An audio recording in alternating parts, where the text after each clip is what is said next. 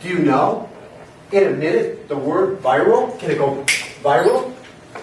When you start talking about putting something in context and someone says, I didn't mean to say that, and it's gone. And it's gone. And in today's world, that is so difficult because we have these social media opportunities by which as soon as you say something, it's out. As soon as you say something, it's out. So do you actually start to build, learn, share? How do you build teamwork? How do you do this in context of relationships that you're forging? And I worry about this for our kids. I worry about this for our future. Because instead of building teamwork, instead of respecting individuals in relationships, it really becomes a very self-centered environment by which people take great pride in having 250, 300, 600 people on Facebook with no real relationship. And how do you have a relationship with that many people in context? It's hard. You can't do it. You all are studying leadership. How do you do that? For something that's meaningful. So as you start to think about share information, how you build relationships to create meaning and value. I'm not talking about sending out, hey, come tonight, there's a band playing. I'm talking about things that are meaningful relationships. How do you create meaning and value? This is very important to put this in context. How do you create meaning and value? And I think our society is starting to get a little bit too comfortable with the Facebook, tweet, Twitter, text. And they think there's meaning and value, and it's shallow. Divorce rates are going up. And divorce rates are going up not only for all, but people that are just recently married. Why is that happening? Facebook, social media. People are starting to infringe on things that have meaning and value. I'm a behavioral guy. I study many of the same things you all study. Cecile and I were in class together. She was just a baby at the time. We used to talk about this. We used to talk about the societal impact of things like the internet. One of the speeches I gave, I was very concerned because I saw working for IBM what was coming across, the temptations that the internet would provide. And would there be enough filters? Those temptations are still there. And I worry about it, believe me. And I have 2 daughters. I worry about all those things. But you know what I'm more worried about? Is how do we create meaningful relationships that create value? So you have to think about that, I think, as a leader. Because if you allow it to happen without a conscious effort of understanding context, it's liable to be very shallow and not have the value you need as a leader. I think you could also apply this to your personal lives. If something really matters, go. I don't know how many years I've been coming here. I could have Skyped it, right? You know what I'm saying? And you probably would have allowed me to do it. But I don't get a chance to feel and see and understand what's going on in Western. And see Cecile and Randy and Dr. Capps from so many years, Dr. Ransdale, to the other people that I saw on campus, to see all the great things about, to see you all, to be in the moment of what we're talking about. Think about that when you're in leadership positions. Think about what's important. Where does the meaning and how do you create the value?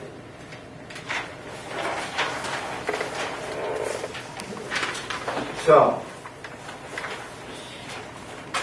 Cecile tells me you're studying rhetoric. Is that true? So what does that mean? Communication. Right. Style of communication. Yeah. Persuasion. Yeah. Does it matter if you're a leader? Does communication matter? It really does. Matters if you're a parent too. Matters if you're just on a team.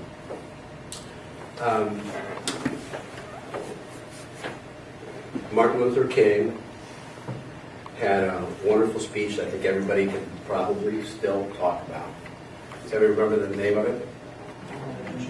I have a dream. Does anybody know how long that speech was? 17 minutes. Do you know how many times he said, I have a dream? In the speech, 8 times. Actually, the speech is misnamed. Let freedom ring. You know how many times he said that? 10 times. 10 times. You could argue that that was the title of the speech. We remember it. I have a dream. Let freedom ring was 10 times. You're talking about a leader that changed the face of a country and maybe the world in a 17-minute speech. And in that speech, 8 times, I have a dream. 10 times, let freedom ring. Does rhetoric matter? It's enduring for generations, for a lifetime. Steve Jobs gave a wonderful speech. How many of you have seen his Stanford address? It's been on TV. 2005, he was the commencement speaker. Does anybody know the name of that one? You will. Stay foolish, stay hungry. Stay foolish, stay hungry. In the last minute of his 15-minute speech, where Martin Luther King's speech was 17, Jobs' speech was 15. In the last minute, he said, stay hungry, stay foolish 3 times. Try and give a speech, and in the last 60 seconds, how important are those words? He wrote that out. He thought about that. So I would challenge you that rhetoric counts. And I wrote down here MLK and Jobs, just so you remember 2 examples. Jobs is a little bit about pop culture. Martin Luther King changed a nation, maybe a world. Rhetoric matters. What you're studying counts. People listen to what you say. They listen to the words that you use. And when you deliver a speech and you're going to do something meaningful, write it out. And ask yourself, what are my key points? I told you where I was going to start. What are the 3 things I asked you for at the beginning?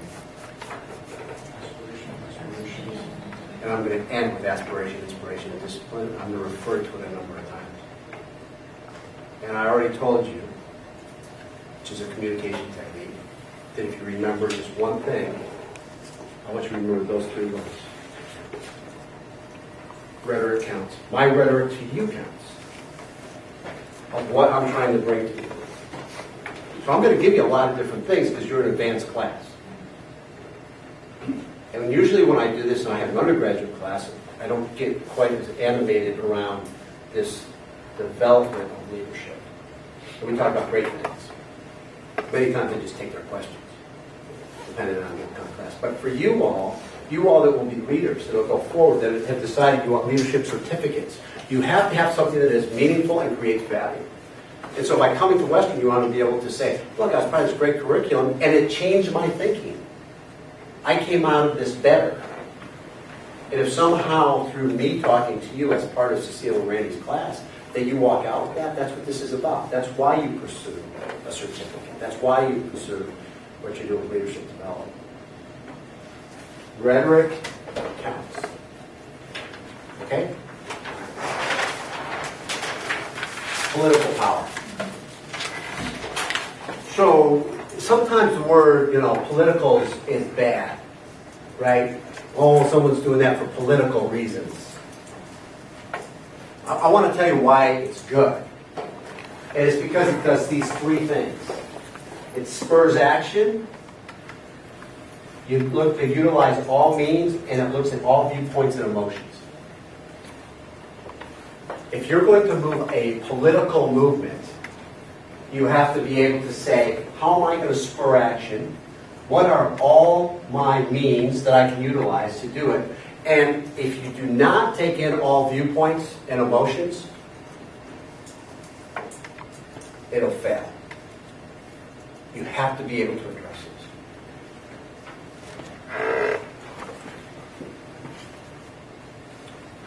In my life, in different aspects of what I've done, there have been times the greatest challenge when I've been leading organizations or giving speeches have been when someone brings a viewpoint or an emotion to a debate or a discussion that I have that either I haven't thought of or doesn't fit within the political moment of the time. Not using political as a bad term, but just to spur. And if you fail to think about that, you're done. You're done. We've actually seen that if you go study some of the candidates that are running for political office, specifically president right now. And when they are asked their viewpoint of understanding their political power, they fail to understand the viewpoints and the emotions. And you know where they end up? Saturday Night Live, David Letterman, comedy shows. Because they're just so funny, you can't make the stuff up. You know what I'm saying? I just, I can see Russia from my front step. We all know that. What is that? Right? What does that mean? You can have, but all of a sudden, if you start looking at your approval ratings or your ability to lead, people start to question that. So when you take opinions, you have to understand there is some political aspect. If you're asking people to do something, you have to take into consideration the viewpoints and the emotions. When I get a chance to mentor people in their jobs, and if you came to me and said, hey, I'm in the workforce, and I want to get ahead in life, in my job, I would offer you these 4 words. Command, control, access, and influence. Do you have command and control of your business? Do you know why it happens? Do you know what the numbers are? Why are you doing this? What are the metrics? How do you know? And then the people that really start to be able to differentiate themselves have access and influence. Access to new markets, access to information, and they have influence on how things are decided. So if you want to aspire to become a leader in a company and go up the chain, ask yourself, how's my command and control of our business? What kind of access do I have to try and influence how we can do better? And if you do those 4 things, they're going to say, you're good. If you're an accountant and you're really good at command control, but you've never seen the light of the day, you just see your office, and you have no access or influence to how things are going, you're always going to be a bean counter, right? And then there's always the person that has the great idea. Oh, I know everyone. We've met this person. I know everyone. They're all my best friend. Let me name drop for you all these really smart people. And believe me, they'll do what I say.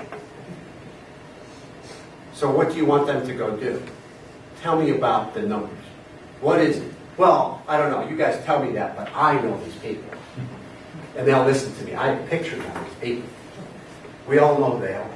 We've been there. So be careful, because you have to be able to do all of these things. Otherwise, someone's going to marginalize you. They're going to put you in either the bean counter bucket, or they're going to put you in the other bucket, which is probably less endearing. Which is, kind of like you're a bullshitter. You know what I'm saying? So, all right. Political power. That's important. Most important job as a leader. It's this whole idea of practical wisdom in others. How do you distribute what I'm telling you throughout the entire organization, top to bottom, bottom to top, all levels, distributed? How do you work within an organization so that organization has a pulse that operates that way all the time? How do you create that level of harmony, Tom? This gets into mentoring. This gets into education.